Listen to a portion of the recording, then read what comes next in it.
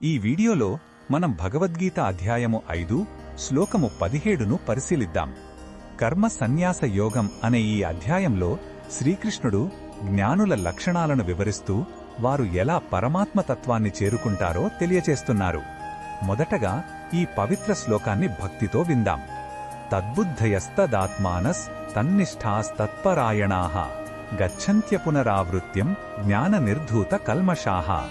ఈ శ్లోకం అర్థం ఏమిటంటే, ఎవరి బుద్ధి, మనస్సు, శ్రద్ధ మరియు అంతిమ లక్ష్యం ఆ పరమాత్ముని యందే స్థిరంగా నిలిచి ఉంటాయో వారు జ్ఞానం చేత తమ సమస్త పాపాలను, కల్మషాలను పోగొట్టుకొని తిరిగిరాని మార్గాన్ని అంటే మోక్షాన్ని పొందుతారు.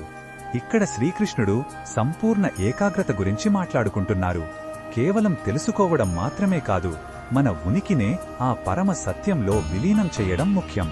ఈ శ్లోకంలో ఉన్న భావం మనకు ఏమి చెప్తుందంటే, ఇది సంపూర్ణ సమర్పణ మరియు ఏకత్వపు స్థితి. మన ఆలోచనలు, మన గుర్తింపు, మన నమ్మకం, మన ఆశ్రయం అన్నీ ఆ భగవంతుడే అయినప్పుడు ఇక మనల్ని బంధించే కర్మలుగాని పాపాలుగాని మిగలవు. జ్ఞానం అనేది ఒక కాంతి లాంటిది. ఆ జ్ఞానకాంతి మనలోని అజ్ఞానమనే చీకటిని తొలగించినప్పుడు మనకు మోక్ష మార్గం స్పష్టంగా కనిపిస్తుంది. ఈ బోధనను మన దైనందిన జీవితంలో ఎలా ఉపయోగించుకోవచ్చు అంటే, మనం చేసే ప్రతి పనిలో, ప్రతి ఆలోచనలో ఒక ఉన్నతమైన లక్ష్యాన్ని పెట్టుకోవాలి. మన పనులను కేవలం వ్యక్తిగత లాభం కోసం కాకుండా ఒక పవిత్రమైన కర్తవ్యంగా భావించాలి.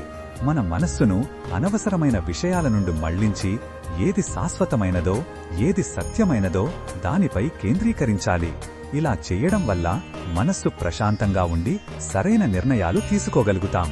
మరిన్ని భగవద్గీత శ్లోకాల అర్థాన్ని తెలుసుకోవాలంటే మా తదుపరి వీడియోలను తప్పకుండా చూడండి.